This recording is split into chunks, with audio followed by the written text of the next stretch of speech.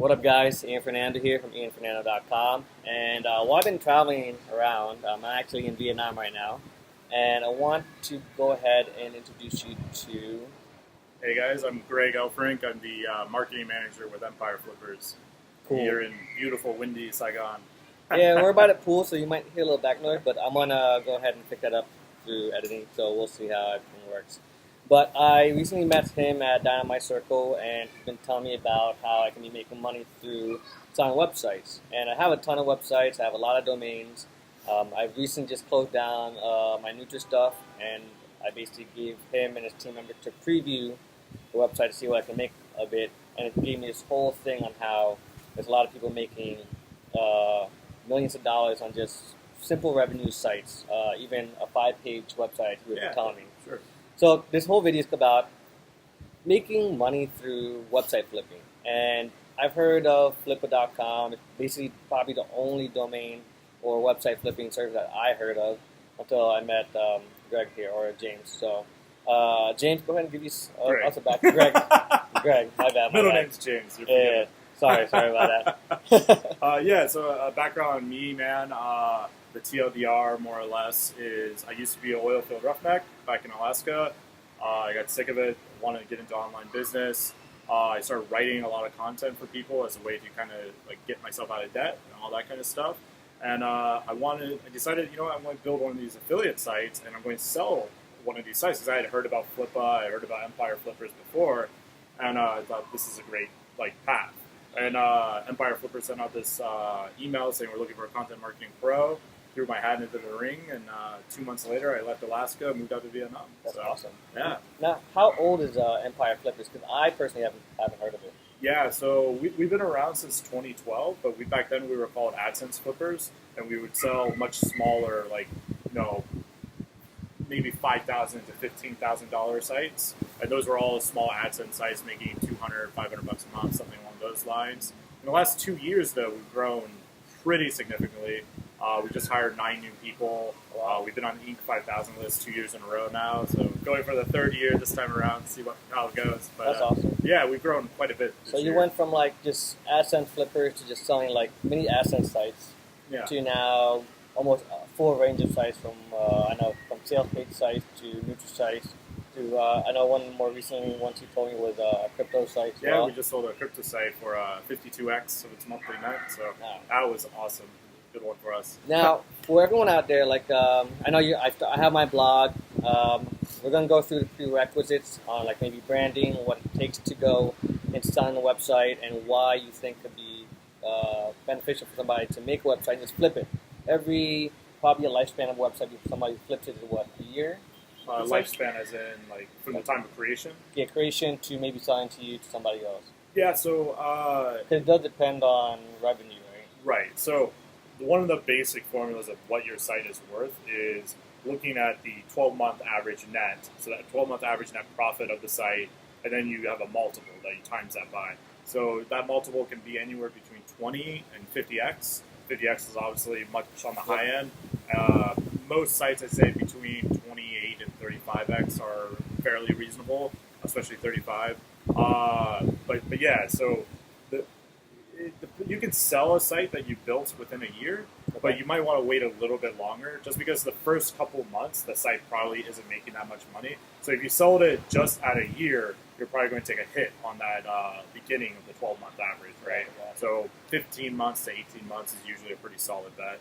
That's pretty cool. And what do you think the monthly revenue should be before someone should even start thinking about giving to you guys or whomever? Well, our minimum for affiliate sites has to be at least $500 net per month. So that goes for AdSense and affiliate sites only. Everything else, our minimum is $1,000 net per month. So it's pretty easy in terms of barrier to entry to submit your site for sale with us. Me personally, I would probably wait till I'm more in the $5,000 to $9,000 a month range or more, because as your net profit goes up, it's very common for the multiple to also go up with that. Just because it's a bigger business, it's it's more stable typically, and it's just more attractive as a cash flow asset. Now, for a person like me, I'm buying media to my affiliate site, right? And then I'm handing off to you for you to find a buyer. And let's say that buyer doesn't know anything about online media, media buying. I mean, wouldn't he be scared to take over a site that he has no or not sure how it actually works and For functions sure. and makes revenue? For sure. So in this situation, we would call that buyer like a newbie norm. Okay. We have different buyer personality types, like customer avatars, basically, right?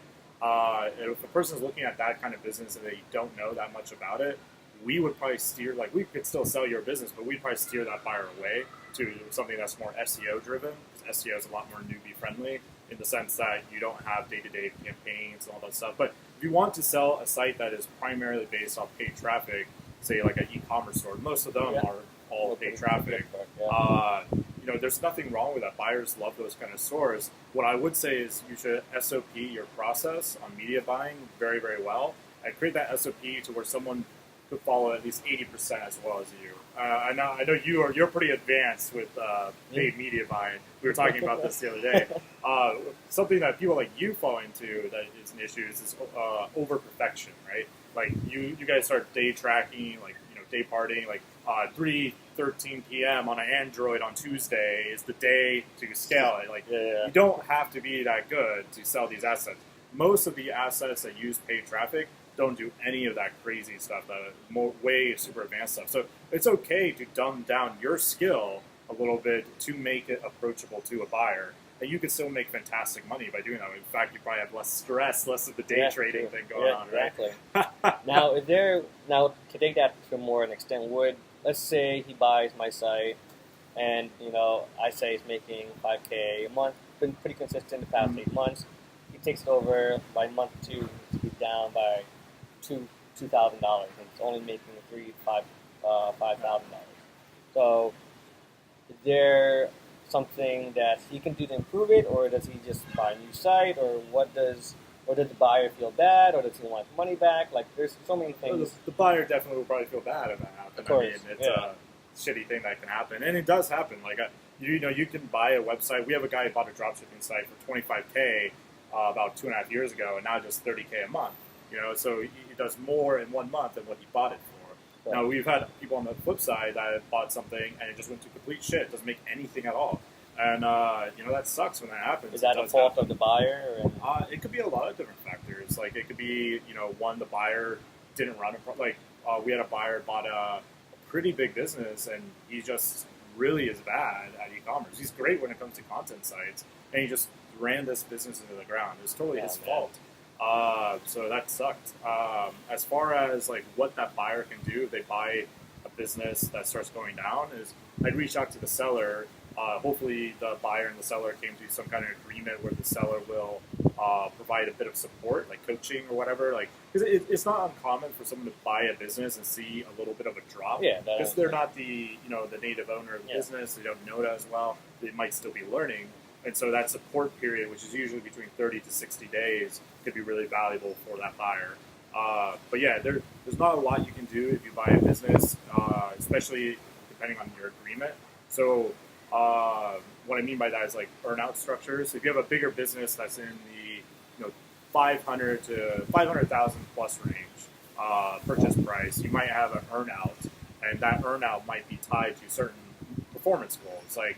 It might be tied to revenue, it might be tied to net profit, so that would all come into play. But if it's just a clean deal where the buyer bought the business completely, after our verification process where he verifies, yes, I am earning this money, and I am seeing this traffic, and he gives it okay for us to send the money off to the seller, then it's really, it's us, the buyers. Right?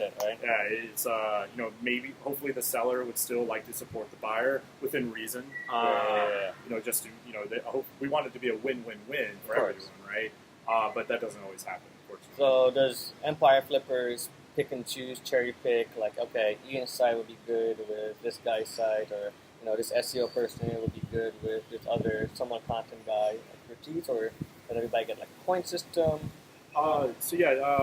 We don't do any kind of off-market deals. So some brokers still have special lists of like, oh, you bought like several hundreds of thousands of dollars from me. I'm going to send the best deals to you. We don't do that. But what we do is this criteria match that you're talking about. So we'll look at a buyer, say for your earlier example, a guy who's totally new to paid traffic, totally new to online business maybe. He comes looking at your site and he's like, I want this one. We might tell him like, hey man, you might not have the skills to run this one. You could buy it. We can't stop you from buying it. But it is in our professional interest that this is a win for you as well.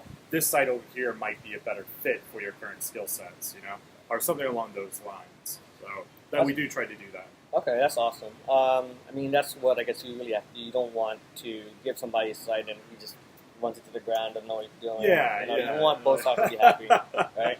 So, this volume tracker thing is driving me nuts. What is that? Just shut up and do it. yeah, I know, right? Exactly. So I guess for people, I guess two parts now. For people that have sites and they are thinking of letting it go, what is the best strategy for them? Should they focus on like brand specific content, or should they just try to increase the AdSense, like increase the revenue to the site via like affiliate offers and all that stuff? What do you think? Well, there's a lot of stuff you can do to prepare the business for sale, right? Okay. So some of the things you want is those SOPs I talked about. You look at those SOPs, while they're really annoying to write, they're super useful. It's like the buyer's manual guide to your business, right? It's a good way to look at it. So that's very important. That won't necessarily increase the value, but it increases the attractiveness of the business, because like the buyer is looking to buy an investment, not a job, and right? you're supporting that investment with him. this like manual Correct, that you can give them. As far as other stuff goes, for paid traffic people especially, I think that they can run into this trap of where they just have one landing page and that's it, and that's their entire site. Okay. Which we've sold those, but you're not going to get as big of a value for those one-page lander kind of sites, and they're very difficult to sell. Instead, I would look at building a brand around it. So if you have a dropshipping store, there's nothing stopping you from building a brand. You can hire a professional writer to write, a few pieces of content. It doesn't cost that much, and you could still have these super lucrative funnels that you're running attached to that brand, and that makes the business much more attractive. It makes it look and makes it feel more real and have more potential to the buyer as well. Now, is it like, I guess with branding, would like the email leads and the Facebook groups and pages be considered as part of the sale as well, or is it just specifically domain related? Yeah, so usually people will hand over their email list as well, and any social accounts they have will go into it. What we see, which shocks and surprises me a lot, is that these people will have these email lists and they just don't really use them, which is amazing to me, because there's so much value in an email list. So. I agree. I mean, I'm just starting to reinvigorate my email list, and I haven't mailed a bunch of people as well. So it's kind of like the equivalent of a doctor telling you like you should eat more broccoli. Because in the internet market, where it's like, money's in the list, money's in the list. Yeah. Everyone collects the list, they don't do anything with it. Because technically, from what my understanding, email marketing is a whole new business. It's something you have to learn inboxing, So it's something I didn't really get into, but now I'm getting back into it just because it's an asset. And just because it is an asset, do you think it brings the value of the site? The value of the buyout for that site higher? Let's say it's making $1,000, but not making money off the email leads. Yeah, so if the email list isn't making any money, it's not going to add any value to the business, right? Because it's based off the net profit. Now, if your email list is adding value to it, with net profit, is monetized, it's branded, it's bringing people to high quality content on the site, then sure, the email list is going to bump up the value a little bit, because it actually is bringing in value, right? Yeah. If you have an email list of 500,000 people, you haven't emailed in 2 years, is it valuable? Who knows? Maybe. It's not going to. It might move the needle a little bit on your valuation, but probably not a whole lot. Got it. And I guess now the final question is, for somebody, again, I guess back to my first question, is that, okay, I want to start a site. It's taking me 18 months. I'm going to build this brand around it, but I'm struggling to make it revenue-wise, right?